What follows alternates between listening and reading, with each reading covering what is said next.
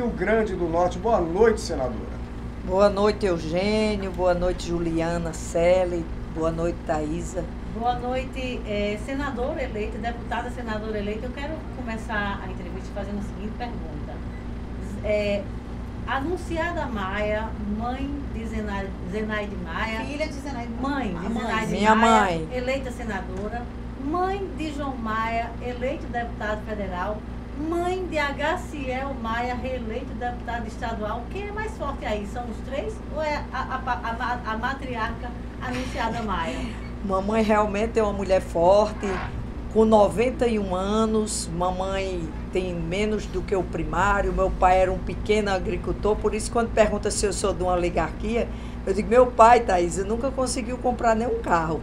E a gente era 16 e sempre estudamos em escolas públicas, casa de estudante, e cada um aprendeu a viver e ter vida própria. Essa pergunta é boa. Tem muita gente que pergunta qual é o seu Maia. É alguma coisa de José Agripino Maia? A origem é a mesma. A origem é a mesma da família. São parentes. São parentes. Agora, se você me perguntar que grau de parentesco, eu não sei. A gente teve essa criação. E se você analisar, meu pai nunca foi candidato. Meu pai não tinha nem o primário, mas era um cara, meu pai e minha mãe, que eles tinham um pensamento muito avançado.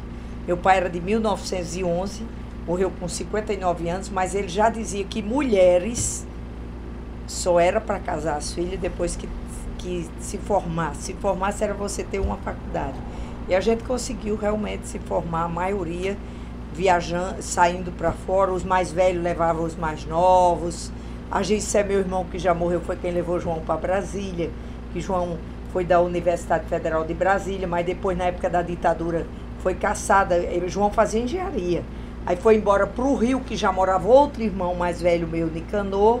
E assim um foi levando aos outros. E todos estudaram em escolas públicas, em carro de estudante. Por isso, quando fala de oligarquia, eu acho bem interessante. Doutora Zenaide, a senhora é médica, né? E inclusive agora durante a campanha ocorreu um episódio que a senhora estava com uma irmã muito doente, que acabou falecendo, infelizmente, e a senhora era chamada a todo momento para dar assistência, porque era médica da família, né? Sempre que tem um médico da família, aquela é a pessoa referência quando alguém não está bem. Como é que foi lidar com todas essas emoções e mais uma campanha para o Senado, doutora Zenaide? Realmente é difícil, mas a gente, Maria, minha irmã, é a 8ª da família de 16, e ela era diabética crônica, e como a maioria teimoso mora no interior, história, né? A alimentação do Siridó é difícil você conseguir que alguém faça uma dieta. E Maria terminou, infelizmente, indo a óbito. No meio da campanha? No meio da campanha. Eu lhe fiz essa pergunta hoje mais cedo, mas eu gostaria de repetir aqui.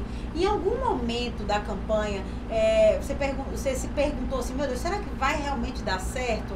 A gente está vendo aí Garibaldi Alves, um senador aí com 49 anos de mandato, né? Não só de Senado, como outros mandatos. Você vê Stevenson, que o povo caiu no gosto aí, caiu na graça das pessoas. Será que vai dar certo para mim? Olha, eu tenho algo, como eu lhe respondi, Juliana.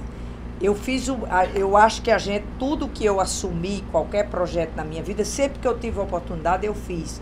Como médica do Serviço Público da Universidade, como secretária de Saúde, quando trabalhei em Parnamirim. Toda vida que apareceu uma oportunidade, eu ajudei. E nunca pensei, eu não tenho esse pensamento. Eu sou uma mulher de muita fé. Então, quando eu assumo algo, eu acho que fé é insistir, persistir e não desistir. E como eu não tenho esse, como você falou agora, querer o poder independente de tudo, muitas vezes eu fui pressionada nessas votações que eu votei contra a maioria das propostas do Temer, e o que ele mais me pressionava era dizer que eu não ia retornar lá se eu não fizesse lobby para a indústria farmacêutica, que eu sou de uma comissão de uma importância fundamental, que é a Comissão de Seguridade Social, Saúde e Família, ou seja, é aquela comissão que qualquer alimento, qualquer bebida, qualquer medicamento passa por a gente. Você então recebeu alguma proposta indecente? A gente sempre tem, por exemplo, nas relatorias, embora as relatorias, eu cito aqui o exemplo que eu fui relatora de um projeto de lei que proíbe a venda de refrigerantes em escolas públicas de ensino básico e fundamental.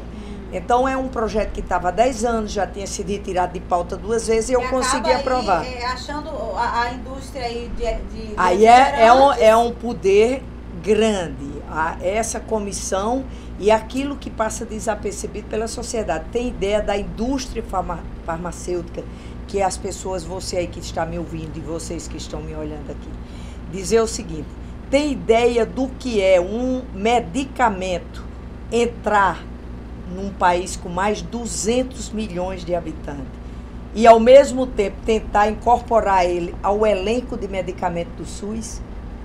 É muito poder, por isso que eu costumo dizer, o poder, gente, é o Congresso Nacional. Faz a lei, aprova a lei. Se o presidente vetar, pode derrubar o veto.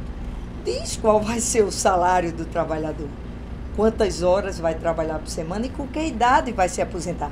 E ainda diz qual o medicamento, o alimento, qualquer produto para ir para a prateleira para você adquirir.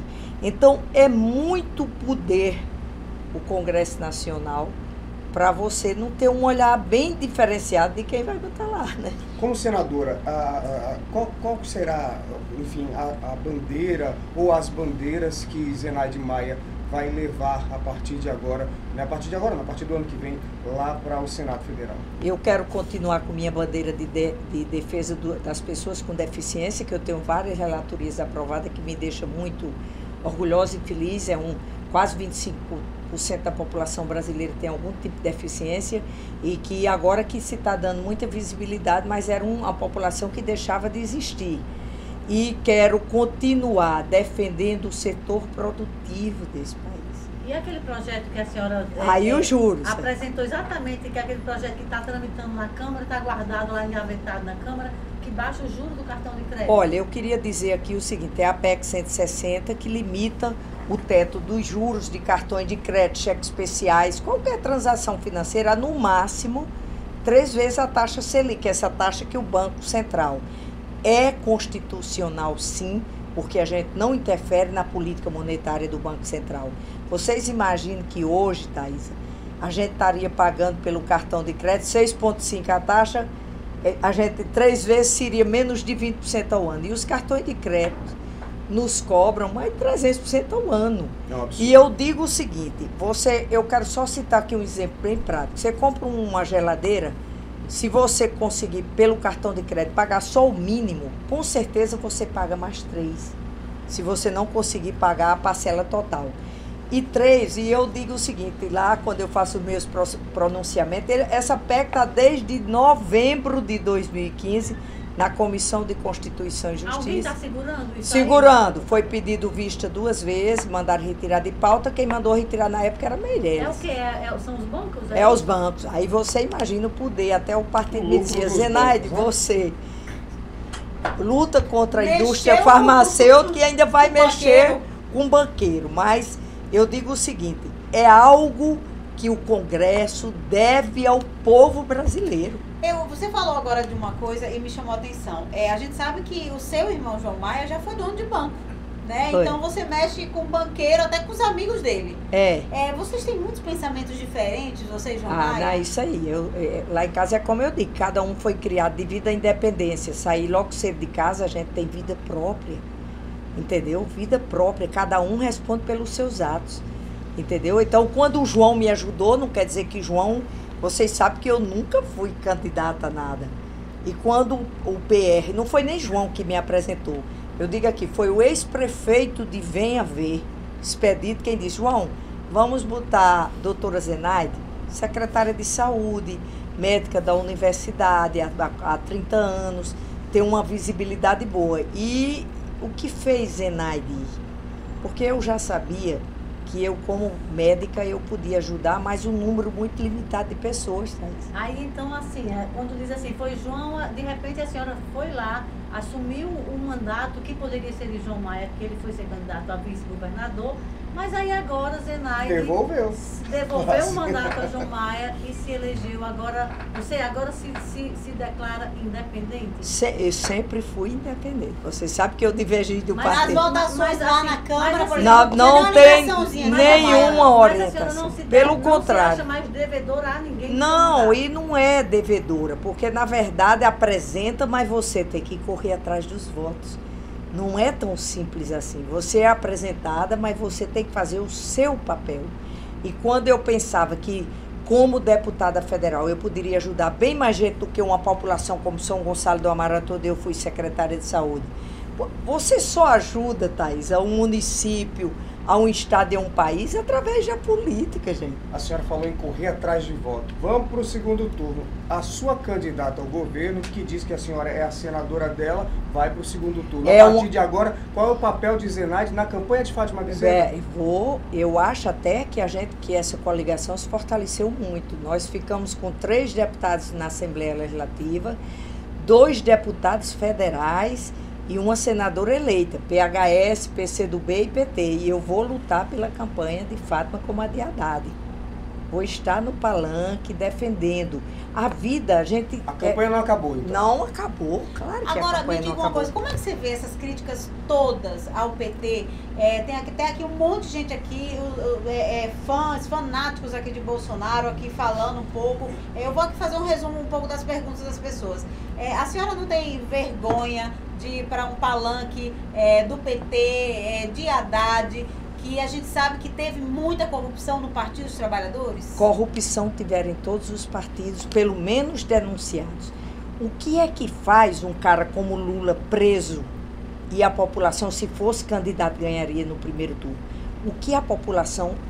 Zenaide não é a favor de corrupção. Zenaide não votou contra o impeachment, nem contra a reforma trabalhista, no que eu não era PT. Aliás, quem tomou o espaço do deputado federal do PT aqui fui eu.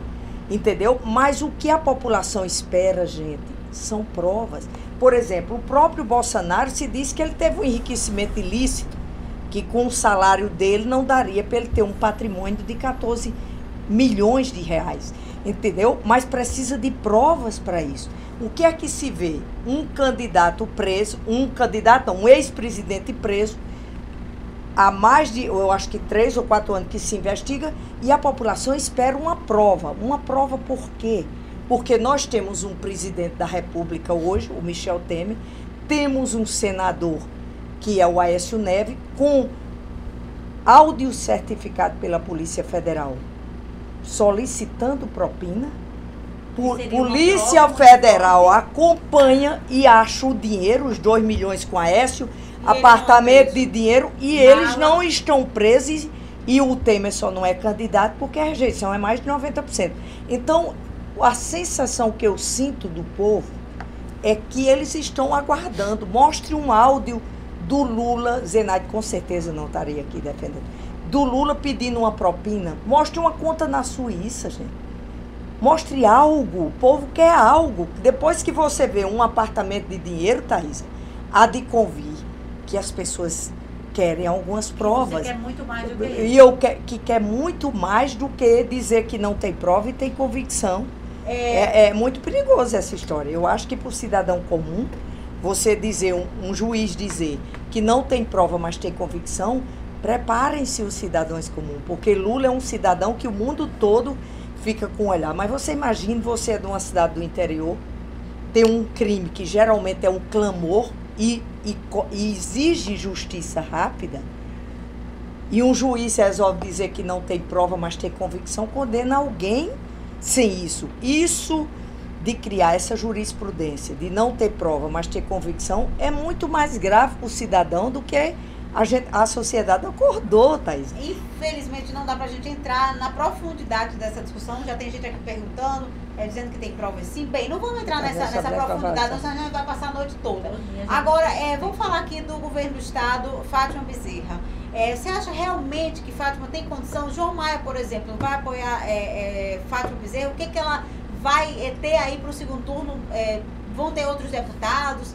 Quem vai para o segundo turno com Fátima Bezerra? Eu não sei dizer, mas essa pergunta você teria que fazer a João, né? Que Você João não é sabe, de outra não ligou pra coligação. ele, não, assim, João? Não, para perguntar, não. Nem para dar parabéns para ele. Parabéns, Ele com não ligou pra certeza dar parabéns liguei para também? me dar parabéns. Você queria ele no palanque, o quê? Fátima? Você quer? Se ele for, com certeza. O João é um cara que... João é eu digo que é um dos mais inteligentes da família. João é um cara grande. Aí muitas vezes me perguntam, você acha que se João estivesse lá, votaria como você? É uma pergunta que eu não sei responder, mas sei que João é muito partido. E eu tive que, para ter minhas opiniões próprias na época, o partido era da base, tive que sair do partido. Aliás, o partido me puniu. Durante o ano eu fiquei sem mídia. Mas hoje o partido de João, o PR, tem Tião Couto lá em Mossoró, que não poderia ficar no palanque de Carlos Eduardo, porque já tem Rosalva, e lá eles divergem bem. Então isso já seria um sinal de que o PR... Com João, não, eu acho de que Fátima vai ter muitos apoios, inclusive de prefeitos que diziam que tinham um compromisso com o governador, mas que no segundo turno, mas isso é uma coisa que ela vai negociar. Eu vou estar no palanque. Faça uma avaliação do opositor dela, Carlos Eduardo. Por que não Carlos Eduardo?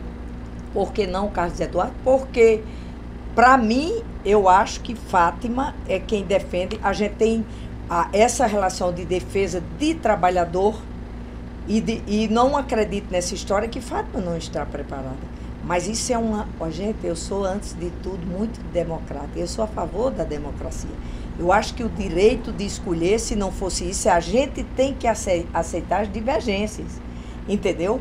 E eu digo o seguinte, a gente fez uma campanha muito sem agressividade. Eu disse logo, eu não gosto, vocês jamais me viram pegar um microfone para falar mal de um colega, viram?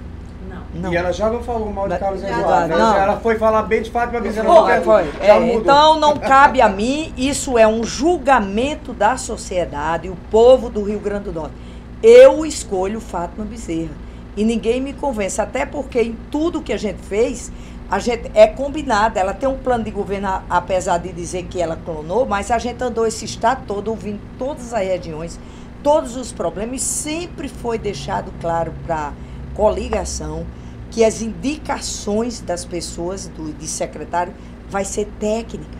Ela já deixou claro isso para o PT, para o PCdoB e para o PSOL. Eu não quero fazer defesa de Fátima Bezerra aqui não, mas essa coisa do plano clonado eu achei de uma idiotice tão grande. Porque a gente já viu tanto gestor do Rio Grande do Norte, de Natal, dizendo que vai para Belo Horizonte conhecer o modelo de choque de gestão não sei de quem, vai não sei para onde. Até porque... Isso não é plágio. Só fictício.